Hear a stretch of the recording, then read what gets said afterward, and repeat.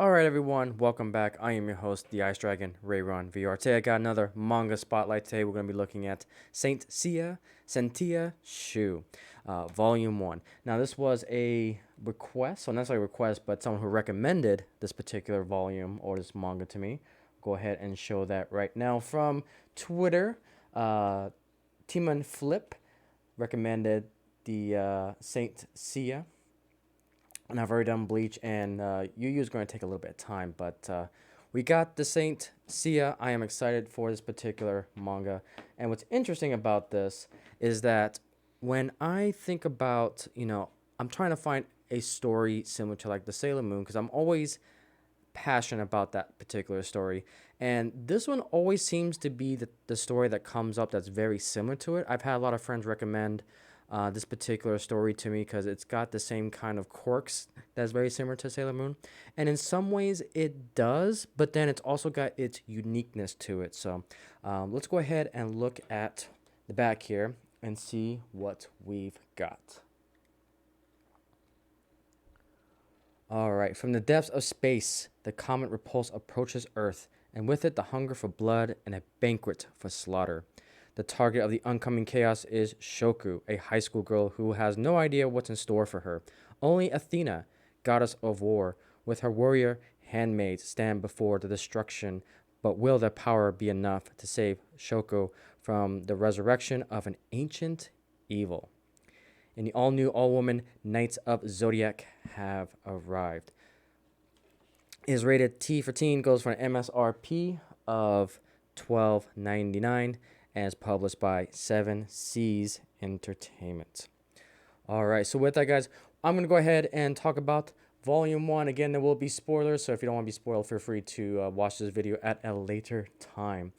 But yeah, let's go ahead and dive right into it. So I really thoroughly enjoyed this manga. So we start off by going with Shoku, which is one of our main protagonists here.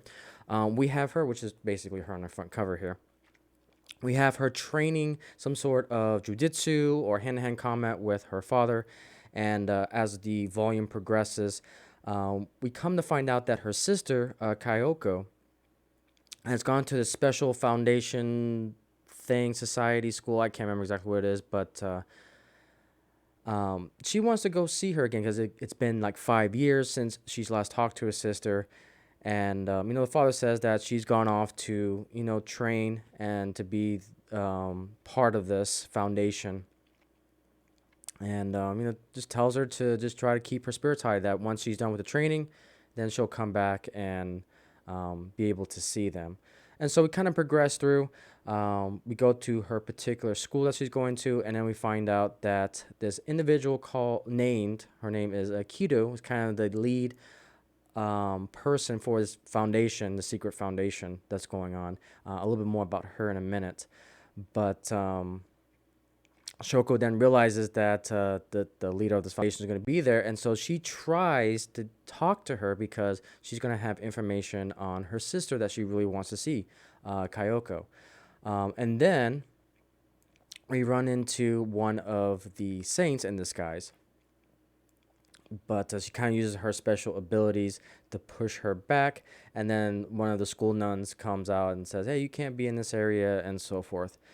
But then as the volume progresses, we start to see that there's these evil spirits that are roaming the school grounds and so forth, and they try to capture Shoko. But then when these evil spirits is going to capture her, we then find out that Kyoko comes in and saves her and defeats the evil spirit.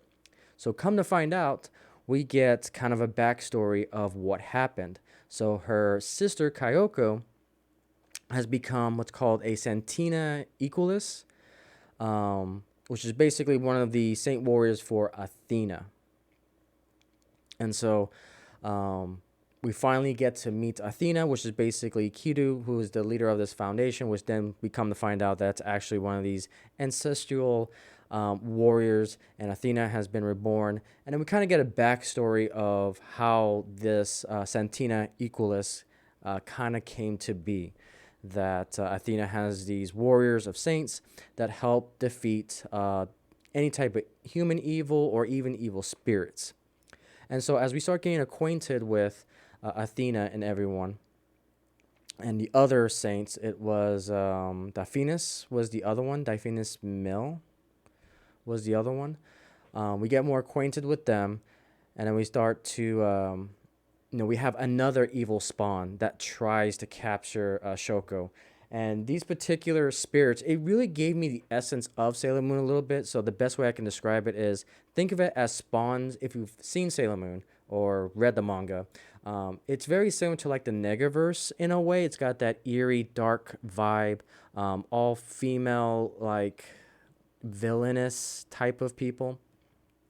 I guess the best way to describe it, unfortunately, I can't really show you because they're technically not suitable for showing on YouTube. But the best way I can describe it is that they're female human spirits, essentially.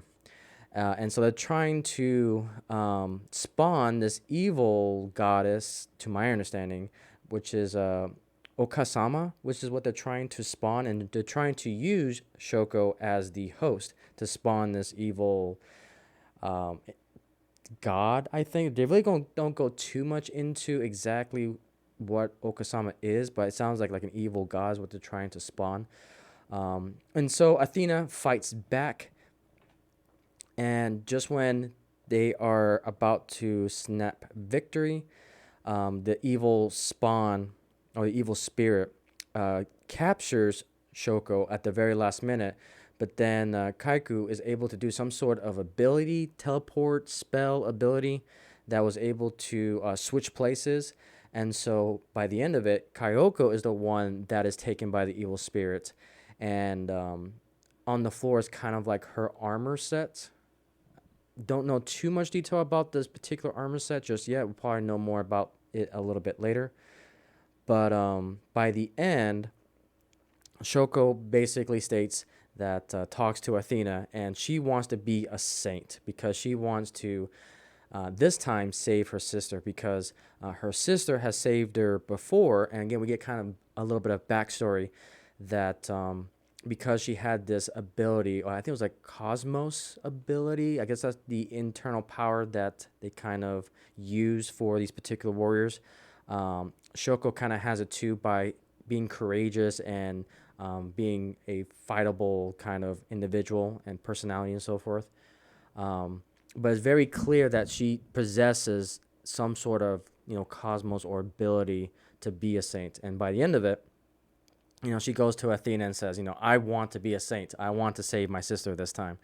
And so that's where the volume 1 ends. So overall, I definitely enjoyed it. It's a new story to dive into. And again, seeing a lot of fan art of crossovers between Sailor Moon and Saint Seiya has me excited to see where the story is going to go. This particular manga, however, is probably one of the more rare ones. I was fortunate to get volume 1 on this. I'm actually kind of curious when this came out. Let me take a look at the date here. It's not too rare as I thought, but it was 2013 is the copyright date on this. So about 10 years old, almost 10 years old. So, but trying to find the other volumes for this will take me some time, but I'm hoping to find it. I thoroughly enjoyed this. Again, it's got that. I'm always a sucker for,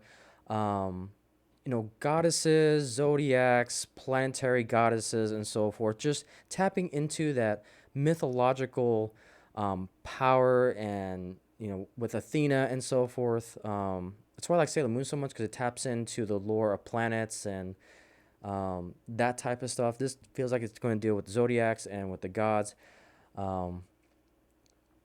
I'm a sucker for that type of story, so I'm definitely excited to see where this goes.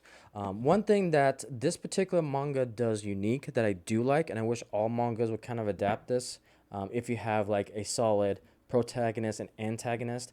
So one thing I thoroughly enjoyed was our protagonist. So we got Athena here. Again, illustrations are beautiful. The panels are well proportioned. Text is easy to read. And so We got Athena here, and we got our protagonists have a white bubble for their speaking, while the antagonists have this black border and inversed white text. I think that is a great touch because it really gives a sense of meaning that no crap, this is the villain. And it's got that evil mentality. Like you can hear the voice. When you read through this, it feels like that this is the villain. And so I wish this is something that all manga would kind of adapt because it gives it that much extra layer of that this is the villain, this is the antagonist. And so I really enjoyed that because then it differentiates, the battle between, good and evil and protagonist and antagonist. So that is something that I really enjoyed about this, that there's a sense of villainy with this when it comes to the story. So definitely like that little touch. And hopefully they keep that up. But yeah, overall, really enjoyed it. So I'm definitely excited to continue reading on this particular volume. And yeah, that's pretty much it. Again, if you have any manga suggestions, feel free to leave a comment down below. Again, comment, like, subscribe. If you like what I do here, feel free to support me with all the work and links that I have down below.